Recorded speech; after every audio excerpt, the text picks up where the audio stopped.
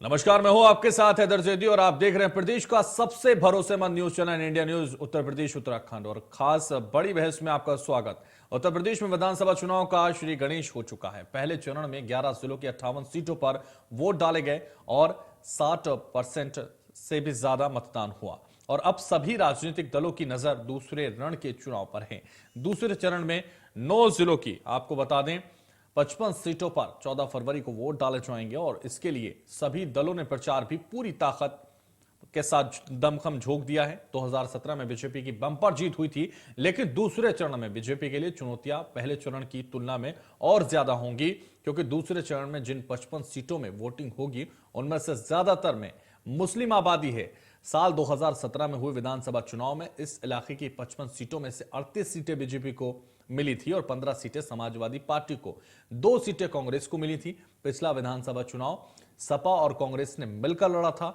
सपा के खाते में आई 15 सीटों में से 10 पर पार्टी के मुस्लिम उम्मीदवार जीते थे, जबकि पहले चरण की 58 सीटों में से बीजेपी ने 53 सीटें जीती और सपा बसपा को 2-2 और राष्ट्रीय लोकदल को 1 सीट ही मिली थी। लेकिन 2017 से 2022 के बीच बहुत कुछ बदल चुका है। लेकिन यह चुनाव है और चुनाव का माहौल बड़ा ही रंगीन होता है। हर नेता के पास हकीम होता है और नेताजी कैसे जीतेंगे, वोट कैसे खरीदेंगे, इसका उनके पास स्कीम होती है। लेकिन जनता क्या चाहती है, यह बड़ा सवाल है। पश्चिमी यूपी की जनता किसके साथ है और वहीं उत्तराखंड में 14 फरवरी को किसका चुनाव होगा, किसके हित में चुनाव होगा, दूसरे चरण में किसका जोर है, किसकी जीत का शोर है, इन्हीं सवालों के साथ आज हम करेंगे चर्चा बड़ी बहस में। बड़ी बहस में खास मेहमान हमारे साथ जुड़ेंगे और खास मेहमानों से खास सवालों के साथ हमारे जवाब तलाशने की कोशिश की जाएगी। आपको बता दें, रामपुर की 5 सीटों पर 50% मुस्लिम वोटर है।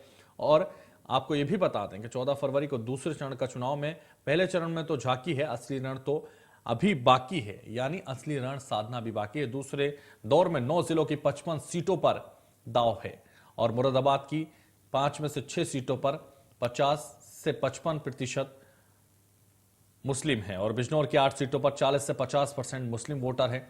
रामपुर की 50 सीटों पर आपको बता 5 सीटों पर 50% वोटर है। तो लगभग यहां सभी जगह ये तय हो चुका है कि यहां मुस्लिम वोटर है। अब बीजेपी के लिए कितना आसान है, कितना खास है, किसकी जीत का सेहरा किसके सर बंधेगा, यह भी देखना होगा। दूसरे चरण में किसका पलड़ा भारी है, यह भी महत्वपूर्ण होगा। सभी सवालों के साथ आज हम बड़ी बहस में चर्चा करेंगे और चर्चा में खास मेहमान हमारे साथ जुड़ रहे हैं, उनसे सीधे बात करेंगे। लेकिन उससे पहले आपको बता दें, जिस तरह का रण लगातार दूसरे रण के लिए तैयारी शुरू हो चुकी है और हर कोई अब नजर बनाए हुए है। अब यह देखना होगा कि दूसरे चरण में 9 जिलों की 55 सीटों पर मुस्लिम मतदाताओं के हाथों में उम्मीदवारों की किस्मत है या फिर कोई और समीकरण बनेगा, किसी और तरीके से वोटर आगे बढ़ेगा, यह सब महत्वपूर्ण होगा। लेकिन दूसरे चरण की इन 55 सीटों में सबसे ज्यादा मुस्लिम मतदाता हैं और ये निर्णायक भूमिका में रहेंगे। ऐसे में ये जंग सीधे सीधे बीजेपी और समाजवादी पार्टी के बीच में नजर आ रही है, क्योंकि बीजेपी को अपनी पिछली जीत को दोहराने के लिए मुस्लिम मतदाताओं को इस तरह से देखना होगा ताकि उसका फायदा समाजवादी पार्टी और राष्ट्रीय लोकदल के गठबंधन को ना मिल सके। इस फेज में सपा और रालोद के गठबंधन की भी कड़ी परीक्षा है, क्योंकि इन 55 सीटों पर आने वाले नतीजे उनके गठबंधन और सरकार बनाने के मंसूबे पर भी बड़ा असर डालेंगे।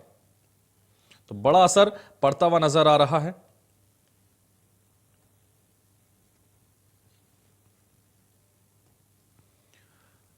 तो चर्चा में खास मेहमान हमारे साथ जुड़ रहे हैं और चर्चा में एसएन सिंह हमारे साथ जुड़ रहे हैं। सबसे पहले परिचय करा देते हैं। एसएन सिंह प्रवक्ता हैं भारतीय जनता पार्टी के। स्वागत है इंडिया न्यूज पर आपका। और हमारे साथ जुड़ रहे हैं अभिमन्यु त्यागी, कांग्रेस से हैं, आपका भी बहुत स्वागत है बड़ी बहस में। चर्चा की शुरुआत करेंगे और एसएन सिंह, मैं चर्चा की शुरुआत आप ही से करूंगा, क्योंकि जिस तरह से पहले चरण में के बाद अब लग रहा है कि दूसरे चरण की तरफ हम बढ़ रहे हैं और आज प्रचार थम जाएगा। ऐसे में 14 फरवरी को होने वाली इन 9 जिलों की 55 सीटों पर मतदान होगा और यह मतदान काफी महत्वपूर्ण माना जा रहा है। पूरे उत्तर प्रदेश को तय करने के लिए यह राह बनाएगा और इसके लिए हम सबसे पहले आपसे समझना चाहेंगे, क्योंकि इस पर जितनी भी सीटें हैं उनमें सबसे ज्यादा भूमिका मुस्लिम वोटरों की हुई और ऐसे में यह कहा जा रहा है कि ये जो टक्कर है कहीं ना कहीं समाजवादी पार्टी से सीधे भारतीय जनता पार्टी की है। कैसे देखते हैं? देखिए, बिल्कुल समाजवादी पार्टी से टक्कर नहीं है, क्योंकि एक परसेप्शन जो 2017 के पहले बनाया गया था कि अगर प्रदेश में भारतीय जनता पार्टी की सरकार आ जाएगी तो प्रदेश में दंगे होंगे, सिर्फ एक धर्म के लिए कार्य होगा, ऐसा कुछ नहीं हुआ। और बहुत पारदर्शिता से, बड़ी स्वच्छता से सरकार चली, लोकतांत्रिक और मर्यादित तरीके से। तो आप देखे होंगे जो विकास के कार्य हुए वो सभी जाति धर्मों के लिए हुआ। जी। लिहाजा जो 50% मुस्लिम महिलाएं हैं वो भी भारतीय जनता पार्टी के साथ है। 3 तलाक जैसा कानून लाके भारतीय जनता पार्टी ने मुस्लिम महिलाओं को बहुत बड़ी राहत दी। और हमने जो सड़क बनाई, जो शौचालय दिया, जो बिजली दिया, जो गैस कनेक्शन दिया, जो 5 लाख दवाओं की सुविधा दिया, उससे भी प्रदेश की जनता बहुत खुशहाल है। और प्रदेश की जनता इस बात से भी बहुत खुश है कि प्रदेश में 5 साल में कोई दंगे नहीं हुए। और जो एक परसेप्शन था वो गलत था। भारतीय जनता पार्टी सबका साथ, सबका विकास, सबके विश्वास के नारे को बुलंद करके आज प्रदेश का विकास कर रही है। आज देखिए, स्वास्थ्य संबंधी योजनाएं जो भारतीय जनता पार्टी के द्वारा लाया गया है गरीबों के कल्याण के लिए, 5 लाख रुपया, उसमें तमाम हमारे दूसरे धर्म के भी ऐसे भाई हैं जो लाभान्वित होते हैं। जो सड़क बनती है उससे सब लोग लाभान्वित होते हैं। तो आज चर्चा विकास की हो रही है, आज चर्चा विनाश की नहीं हो रही है। और ऐसे लोगों की नहीं हो रही है जो पर्ची पे सरकार चलाते थे, सिर्फ परिवार के लिए कार्य करते थे। बिजली देखिए पहले प्रदेश में आती ही नहीं है, और अब तो एक कहा जाता है कि बिजली जाती ही नहीं है। तो इस तरह की जब आप चीजें देंगे, पश्चिमी उत्तर प्रदेश का ये विभाग है। एसएन सिंह जी, 9 जिलों में 78 मुस्लिम कैंडिडेट्स और दूसरी पार्टियों ने उतारे हैं, आपने एक भी कैंडिडेट को टिकट नहीं दिया, क्यों? देखिए, ये तो शीर्ष नेतृत्व तय करता है किसी भी पार्टी का कि किसको टिकट दिया जाता है, किसको टिकट नहीं देना है। अगर एसएन सिंह भी टिकट मांग रहे थे तो एसएन सिंह को टिकट नहीं मिला। आपके चैनल के माध्यम से बताऊं तो टिकट देने लेने की जिम्मेदारी शीर्ष नेतृत्व की होती है। तमाम चीजों कसौटी पे कस के और टिकट दिया जाता है। लेकिन आप देखिए कि हम ऐसे किसी भी व्यक्ति को टिकट नहीं देते हैं जो सिर्फ परिवार का पेट भरे।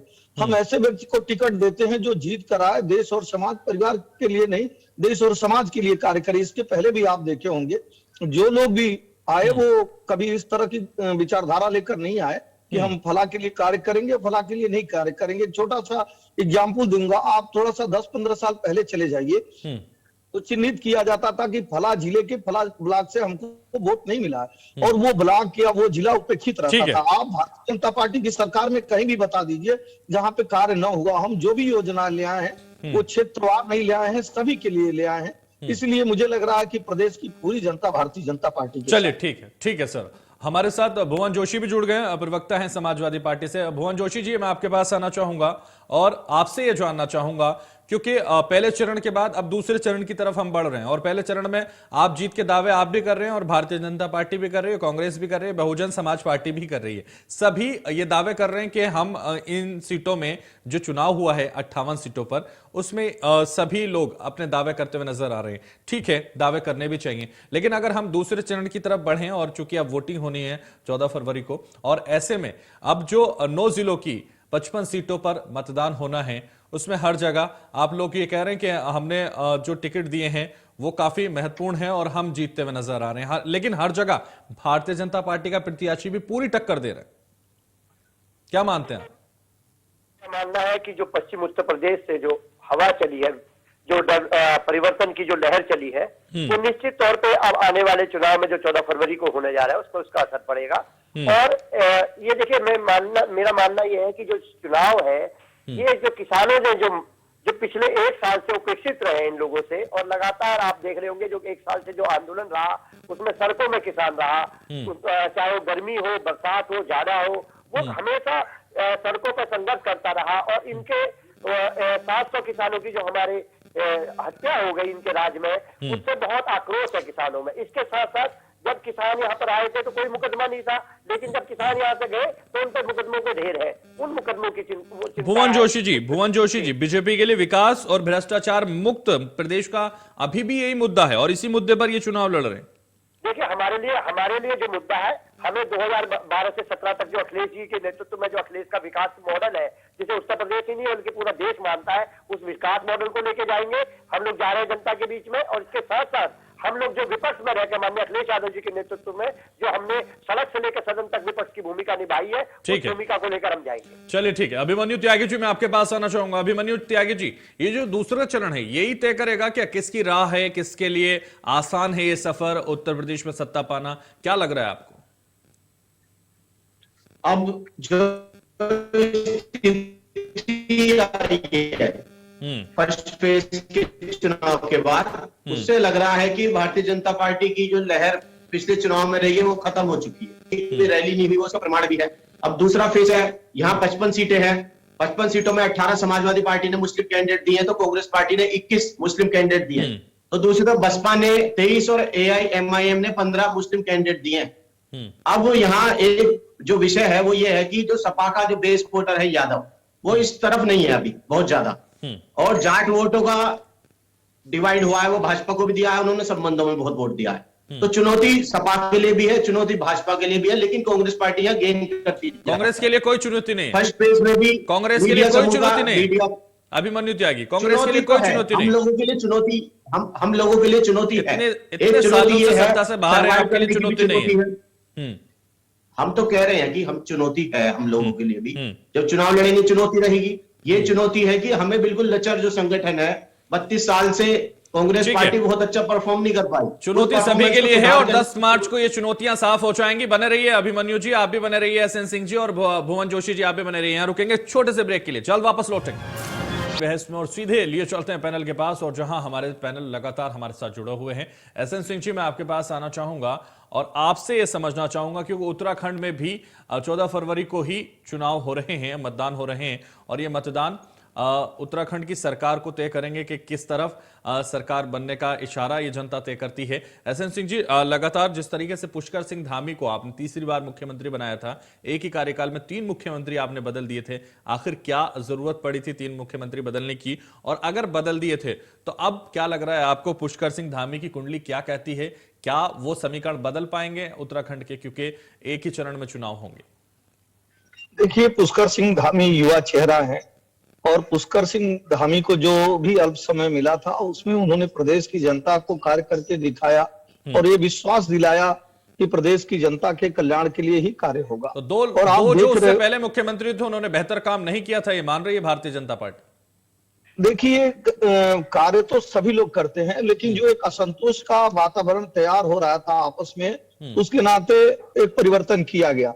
आप देखे होंगे जो पहले की सरकारें थी वो किस तरह से कार्य कर रही थी, और भारतीय जनता पार्टी की सरकार के द्वारा जो है किस तरह से कार्य किया गया। भारतीय जनता पार्टी कभी इस तरह से कार्य नहीं करती है कि वो क्षेत्रवार काम करे। वो जो भी कार्य करती है वो प्रदेश की जनता के हित के लिए कार्य करती है।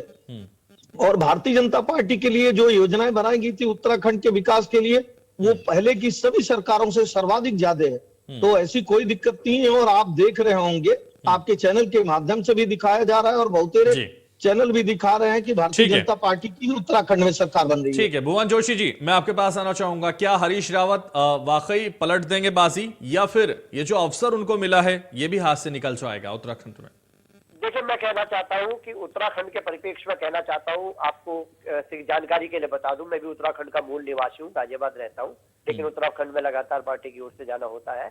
मैं कहना चाहता हूं, भारतीय जनता पार्टी और कांग्रेस ने वहां पर लगातार नेतृत्व परिवर्तन का काम करा है। इनके एक ही कार्यकाल में कभी 2, कभी 3, ये तो पहला ऐसा कार्यकाल है इसमें 3 मुख्यमंत्री बने। कांग्रेस भी इससे दूर नहीं कि तिवारी जी के कार्यकाल को हटा दिया जाए, तो उसमें भी अदला बदली का कार्यकाल आपने देखा होगा। तो निश्चित तौर पर जो वहां की जो मूलभूत समस्या थी, क्योंकि मैं वहां की समस्याओं को समझता हूँ, वहां की जो मूलभूत समस्या थी पलायन की, रोजगार की, उन दिशा में ना तो भारतीय जनता पार्टी ने ना कांग्रेस ने इस दिशा में कोई भी काम करने का काम नहीं करा। निश्चित तौर पर वहां का जो युवा है वो अपने आप को ठगा सा महसूस करता है। ठीक है, अभिमन्यु त्यागी जी, हरीश रावत का जो सवाल था वो मेरा वही आपसे है। क्या हरीश रावत को जो अवसर मिला है उसमें सत्ता बदल पाएंगे वो? उनको जो मौका मिला है इसमें बाजी पलट पाएंगे वो? और जो पलायन का मुद्दा भुवन जोशी जी उठा रहे हैं उसमें कितने सक्षम है उसमें बदलाव करने के लिए? सरकार आपकी भी रही है, पलायन तब भी होता था।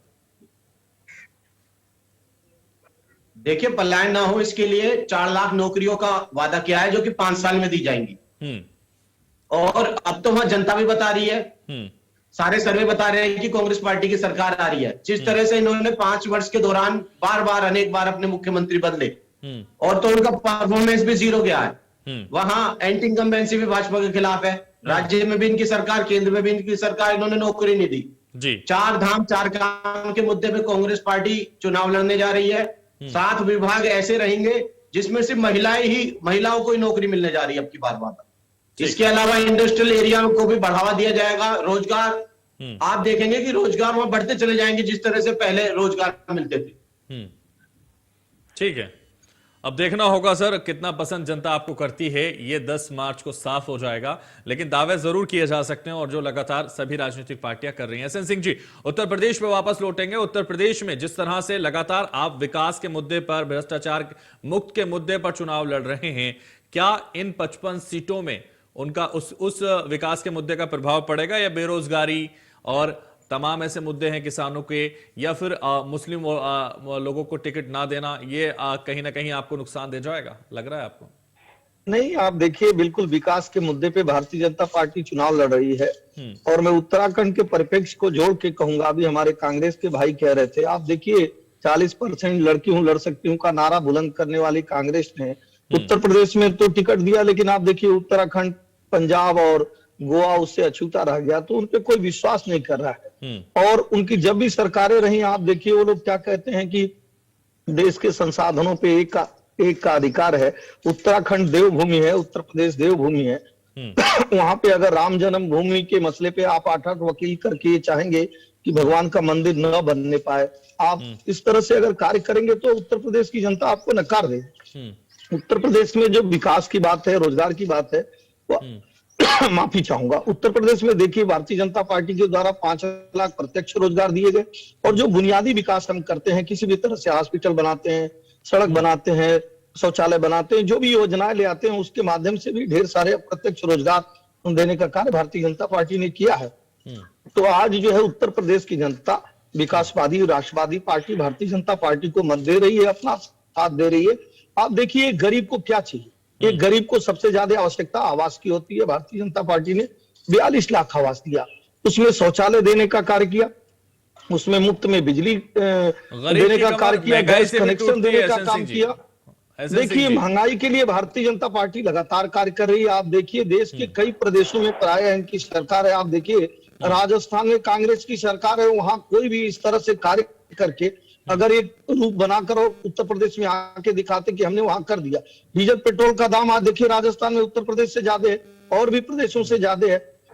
तो भारतीय जनता पार्टी तो आज विश्व बाजार में बहुत बड़ा मंदी का दौर चल रहा है, उसके बाद भी इतने कोविड काल में भी जो है सरकार लगातार प्रदेश और देश की जनता का ख्याल करती रही। मैं एक छोटा सा याद दिलाऊंगा, कोविड का जो दूसरा कार्यकाल था उसमें प्रदेश नेतृत्व ने तय किया कि जो है हम किसी तरह से जान माल की भी रक्षा करेंगे और देखेंगे कि हमारी औद्योगिक चीजें किसी तरह से बंद ना हो, जिससे ज्यादा लोगों को नुकसान ना हो। और उसी पैटर्न पे काम किया गया और देखिए आज उससे निपट के हम उससे बाहर आ चुके हैं। ठीक है, प्रदेश में देखिए अब आज जिस तरह से आपके दावों में कितना दम है और इसका ये जनता को कितना पसंद आता है, ये 10 मार्च को पता चल जाएगा। भुवन जोशी जी, फाइनल कमेंट आपसे लेना चाहूंगा, उसके बाद मैं चर्चा को समाप्त करूं।